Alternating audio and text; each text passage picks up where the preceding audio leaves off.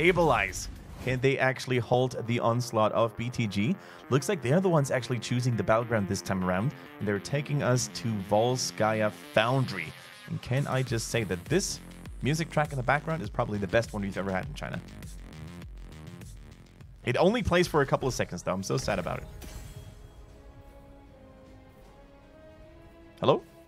Is this the moment that we all feared would happen? Tetra now cutting out in audio.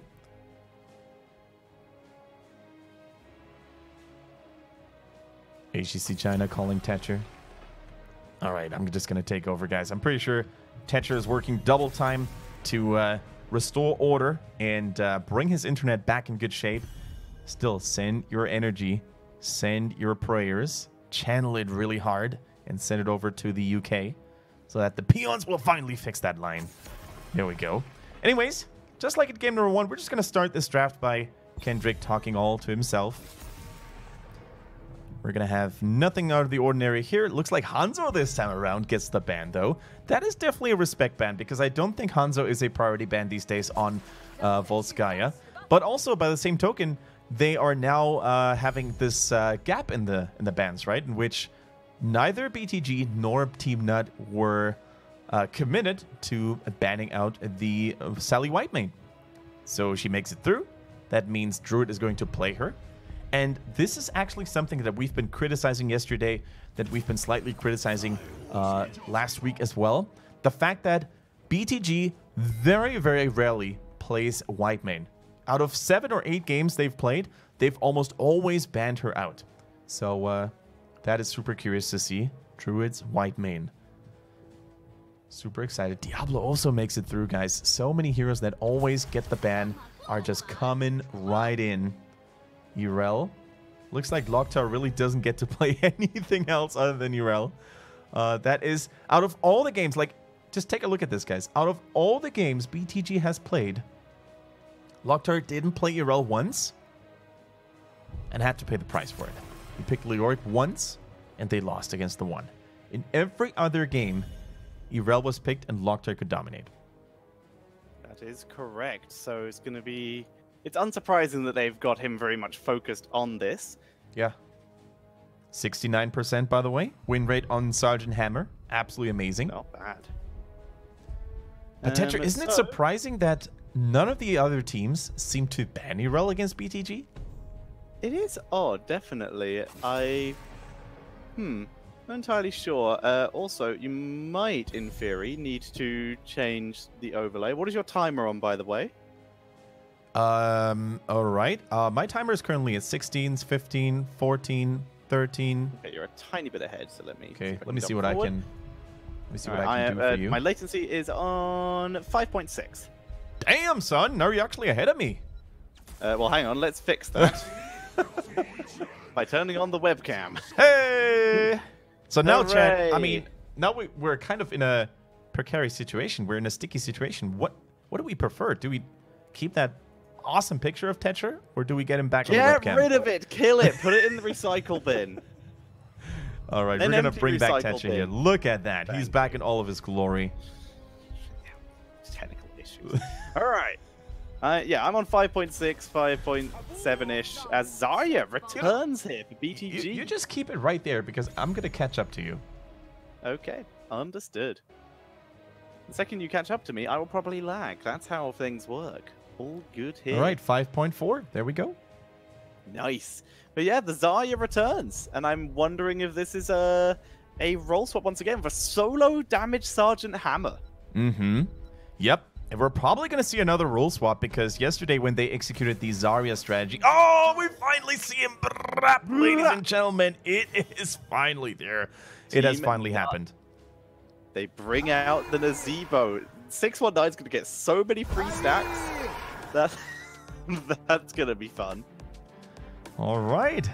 Now, we finally see the first Nazebo Sergeant Hammer counter in China. So, by now, it can be said that they are aware of the strategy. They probably watched the games in Korea and internationally at the Eastern Clash. So, how well is it going to work? We're going to find that out. It is definitely one of the stronger maps for it. Volskaya Foundry gives you plenty of time to stack up your stacks. The question is, are we going to see a spider build, which was the go-to build? It's gotta be. It's gotta be, right? The only viable build right now when you're against the Sergeant Hammer, because the whole point of it is to do single target damage to Sergeant Hammer. But here's my point. That's going to give Zarya so much free energy. If she just saves her shield or like times the shield well for dropping on the Sergeant Hammer, then that's just free energy. And suddenly the Nazebo who's trying to poke is just eating grenade after grenade after grenade. And yeah, I'm really concerned about this. The Nazebo, it could be the game-winning or game-losing hero here. That is very correct. I'm not sure if Sergeant Hammer was ever played with Zarya when facing Nazebo, you know, on the stage, on camera. So, similarly to the Kel'Thas that we saw yesterday, right? When once you apply your poison, or once you apply your damage, it can't be stopped. That is basically a safe energy gainer for Zarya. She's going to be so beefy. She's going to be so jacked up. Let's see what Teamnut has in store for us with that first Nazebo of HGC China in 2018. On the left-hand side, facing said Nazebo, it is Beyond the Game with 619, LLK, Druid, Dancing, and Loktar. And looking to bring out a draw against our #1 seeded team, it is Teamnut with Mercy, Atui, Malthael, Nightmare, and Dia. Okay, we're basically going to watch here that level 1 talent choice on Nazebo. Spider build, we mentioned this already. It is so good against stationary, slow-moving targets because they can't dodge it. Toads are not bad per se, but it's much harder to reach the Sergeant Hammer with those because Muradin and Irel can just soak it all up. There we go. And immediate stacks being gained, hits LLK, damage being done, and also once again it is a roll swap. 619 back onto Zarya, LLK onto the Muradin, so same as before. But that is a feel the heat Zarya here. Yeah. She wants to get stuck in, and Raider going for stacks at level 1 as well. I don't even know the name of that talent. Okay, so, oh my goodness, so many cool things happening at the same time now, right now. With Raynor going for that slightly different build that, actually we haven't seen in competitive play forever. It is the Veteran Marksman. So every time the Pepper is being shared with the enemy team, that means that the damage bonus will be increased by 0.75%. So that means if the game is going for quite a while, which is basically everything Teamnut wants to do, they're going to have an insanely jacked up Raynor, dealing tremendous damage when sharing Pepper. And then you have a Nazebo in the late game as well. They're preparing, they're gearing up for a long game here, Teamnut that is. The Veteran Marksman. And also, we have Maelstrom Shells coming in for Sergeant Hammer. Oh my god, dear. Not happening. That was ambitious, to say the least. But yeah, Maelstrom Shells activate to increase the damage of Sergeant Hammer's auto attacks when in siege mode. Everyone is mixing it up here. Q build, white main stacking, Raynor, fealty, Leoric. I'm lagging. Welcome to HGC China, ladies and gentlemen, where talents sometimes defy the meta here. Nice zombie walls, by the way. Spiders are landing as well, but Dancing just prefers to tank it all the way through. I'm up to 611, by the way. Had a tiny micro lag. 11. That is still fine. Perfect. So we're not seeing a full Q build actually. Going with the level 4 laser, the level 4 Inquisition, which is actually going to return mana. So this could work very well. Instead of getting the increased healing, but the mana return on level 4, this could work out very well in their favor. All right. In the meantime, we see those turrets being taken by both teams. Teamnut actually was a little bit faster. We see the... wait, at level 4, that should be Zarya's increased self-shielding. Yes, I am strongest. There we go. And Sergeant Hammer going for good old siege tactics, I believe. Yep. Whiteman going for a hybrid build here, actually. Going for the High Inquisition at level 4 to basically manage her mana a little bit more efficiently, I guess. Zarya moves into the melee mode. Muradin, though, caught in the silence of Stukov, gets taken out. Zarya also in the silence, so can't afford to stay. Decides to back up as he takes the shield. They even drop the turret, so value gained by Teamnut here. And Nazebo has finished stacking. They kill off Zarya. They finish the stacks. They get the kill. They get the camp. That is maximum value for Teamnut. Tetcher, the nuts have been unleashed. That's basically the best way of describing it. They walk away with maximum value. Not only do they get the healing pulse, they didn't even have to use their own turret. Raynor is still carrying that one. They were actually forcing out the enemy turret. BTG couldn't even get anything done, even despite the fact that their turret was gone. And they got a couple of kills, and now they're channeling this objective, right? It couldn't have gone any better for Teamnut. No, it could not. And now they're looking to gain even more value. But a dive by BTG might be able to start to turn this round. That is the attempt anyway. As we see a flip onto Locktar, who is still, once again, on that Yarel. Solid hero. Zombie wall around the hammer, who is eating every ability here, but is still able to sneak away. But that was still so much damage, forcing the unsiege on the hammer. Quite honestly, Teamnut doesn't care about the puny damage that BTG right now only has available for themselves with Sergeant Hammer, with Zarya, not really being able to melt anyone down up to this point. Let's face it, Nazeebo, with that build that he chose, with those Hex Crawlers at level 4, if he lands Spiders onto the enemy team right now, preferably on an isolated target, he's going to summon 5 Spooters instead of just 3. And the self-sustain in both mana and health that he's going to be able to dish out will actually be able to tank through Zarya's and Sergeant Hammer's damage alone. And then you have Stukov in the mix as well. You have so many tanky targets. Diablo, there is no tank shredding available whatsoever. He's going to be the living legend on the battlefield up to this point. They're beginning to move forward. Dancing dropped very low. You can see that ball being charged. Yeah, you want to come back in range, Dancing. See how that goes for you. Quick heal by Druid, though, is actually going to allow Dancing to move at least a little bit further forward. Needs to be careful, though, because once again, that protector does so much damage and can engage from so far away. But Nazeebo is taken out in the 1v1 by Locktar. Yeah, and those are the kinds of plays that Beyond the Game really needs, you know? They're using their individual class on players like Locktar to really make this happen. They use that turret here, by the way, to intercept the forward shots. Very interesting. And that was actually enough time for Raynor to actually burst down that fort, but now he can't escape that onslaught. Overdid it a little bit, trading a hero here for permanent damage in the middle, though. Still a fine trade, if you ask me. So now that with that nice little kill onto Raynor, we see the invade coming in.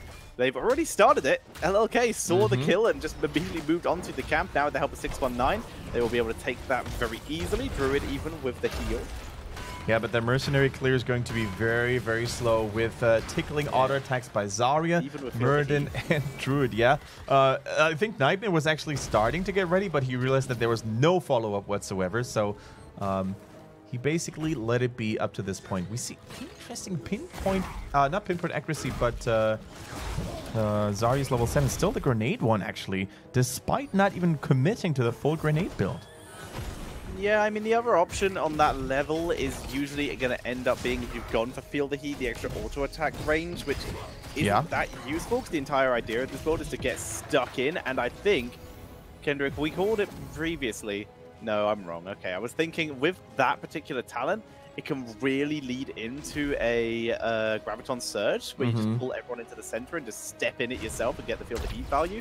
But no, Expulsion Zone, too good. Protection for the hammer, zoning potential, it's just good. Tetra, we see Apocalypse this time around. No Lightning Breath. Looks like Diablo wants to be able to control his damage a little better. Because with Lightning Breath, if you channel it all the way through, Zarya can get some crazy shield value. Because once again, you would basically have to cancel your heroic. Nice massive shove onto Locktar there, by the way. Basically kicks him out of the way. And that might be a 4 trade here. However, I'm not so sure if Beyond the Game wants to maintain this push. Because look at how Teamnut is already setting up here. Gargantua decides that he does not want to join in anymore and just dies as we see the push coming in here. Mercenary camp will allow them to get the tower first. They push away LLK for good measure. They're going to be able to retreat. You know what? A lot of people, they, you know, when thinking of Nazeebo, they have this late game powerhouse in mind. But a lot of people sometimes forget what he also excels at, and that is sieging up. Even without the Toad build, which is by far the best sieging build there is, even that not being the case here, you still have your zombie wall to intercept aggro from structures, for example, that you can use. You still have the spiders when used on a big structure will deal terrible, terrible single target damage. So, yeah, those are the best case scenarios when you face a Nazeebo. Nazeebo's working out very well so far, but it's still only just under a level lead for Teamnut, but it's about to be a talent lead second they find some minions. The Oryx is going to be the one to have to do that, as all of the lanes are pushed up, so it's much harder for them to soak. Interesting to hear that we do have a March of the Black King and not an Yeah. Entomb when we do have an APOC on their side as well. And spiders too. Wombo off of. Exactly. It's very strange. Yeah, that could actually bite them. We actually did see games being lost because we didn't see the Entomb just yesterday when KT played, for example. For now, though, I think Teamnut is in such a good position, it doesn't even matter too much what they end up picking here. But the moment Beyond the Game catches up in talents, that is going to look a little rougher here. Now, look at that. 2 healing pulse still in the possession of Teamnut. They definitely have the upper hand when it comes to items that are available. And I think that is the reason why BTG is very, very reluctant to even engage into this. You see the wave clear coming in. Leoric is just pulling double duty at the moment. But here comes BTG. They have level 13 now, but they're far too late if they wanted to invade this. Druid instead moves back all the way to his base and begins wave clear. So everyone else is running back. They spot Leoric, but they can't get in range to kill him. And here they go. No more forts left in the top lane, in the middle lane. So are they going to march all the way to the bottom to open this map up even more? Or are they going to be brave enough to maybe try their luck in the top or middle lane? Looks like they're going for the long detour. That's going to be the attempt anyway. That's though, the Tetcher. plan.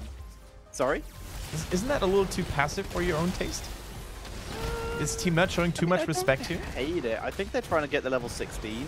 Because they already have basically everything they need, so they're not in a situation where they have to get a keep. And also, this composition is very much tailored around going to late game. Right. More so if they'd gone for freaking Entomb, but in this case, they're still going to back up and just take structures as they can and grab 16, just keep their experience lead, let Nazebo multi-soak lane so that he can get stacked even quicker.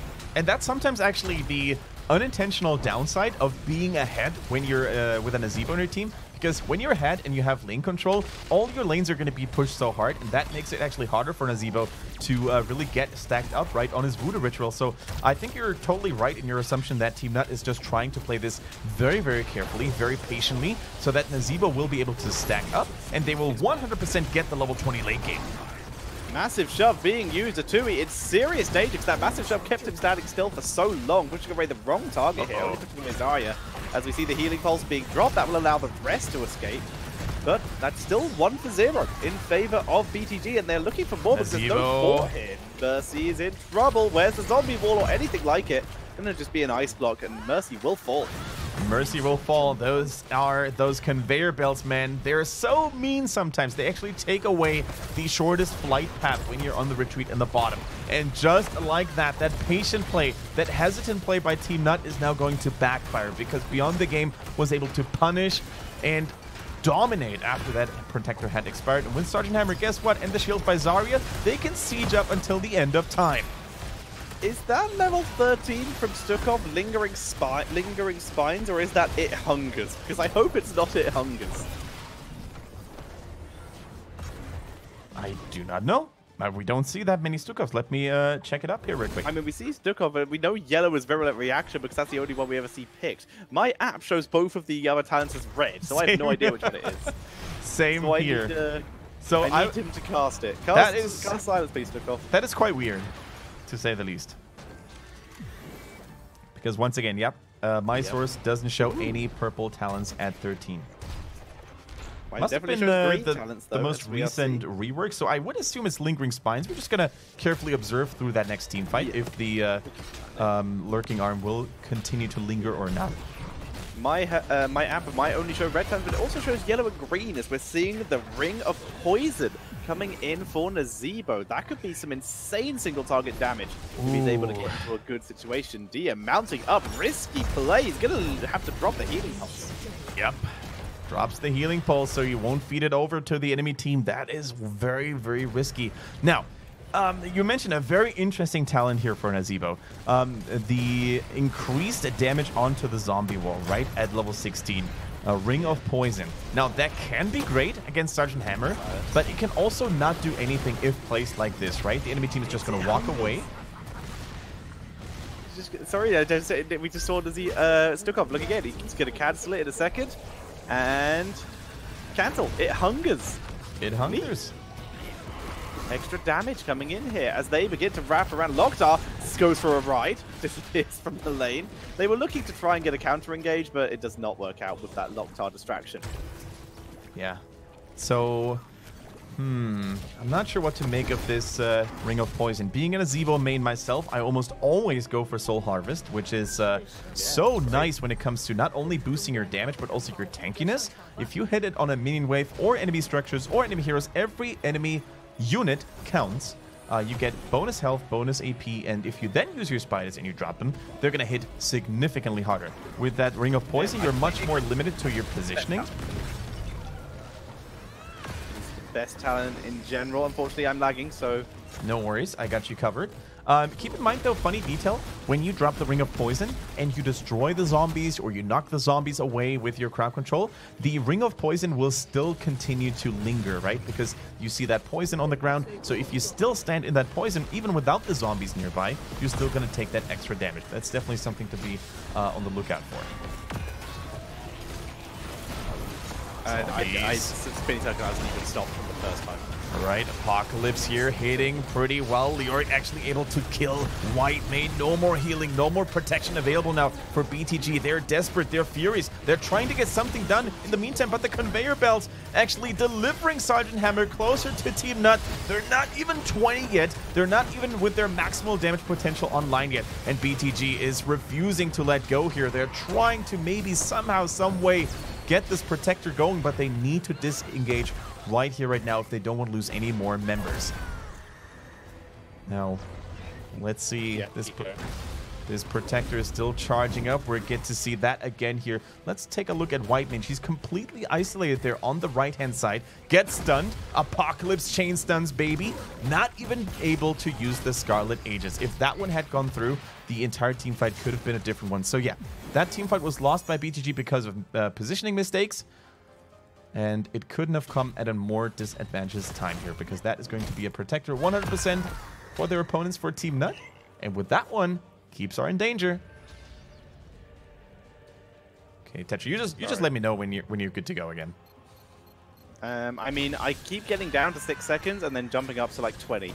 Nah, no worries. It's super hard to cast like this, though. We see another team fight. Deja vu moment here. It's the exact same location here. This time, White main focused yet again. The Aegis goes through, though. The healing is massive. It's huge. The Apocalypse is even better, though. It hits almost the entire enemy team of BTG. Teamnut, can they sustain through? Rainer runs over to that protector. He hops inside, but they're losing members now. Leoric is dead and gone. Can the protector actually swing the tides of battle into their favor? Murden didn't even use Avatar during all that engagement. Oh, that was... See, that is the moment in which Ring of Poison actually excels. You know, if you land that in the picture-perfect moment, you're going to get those kills. Nice cleanse. Well, I was with you for like 5 seconds, so that's an improvement. All right, ladies and gentlemen, BTG find themselves in a world of trouble right now. They are basically without frontline right now. They don't have Murden. Yeah. They don't have the Irel. Can they burst down that protector before it deals any more damage? They were single meching for a while with Teamnut, finally getting into the double mech again. I'm on 7 seconds, by the way, so I'm just committing. Okay. As we see them move forward, shields being dropped onto the rest of the team. They want to try and push in for a core here. I think they have all the means to do exactly that. The Aegis being used actually to protect Zarya. Yeah. One more death and the game is over. Teamnut, they're closing in. They're trying to wrap around and finish that core and take a game of Team BTG. Down goes the protector, but everyone else is at full health. The Gargantuan is completely zoned away. It's not helping at all. But the rest of the team is able to take it down, and Teamnut takes the game. And they take a draw against BTG. Absolutely incredible. Look at those happy reactions, and I can't even blame them. That was from start to finish one hell of a game. And ladies and gentlemen, the disaster is complete for BTG. They lose precious points, and SPT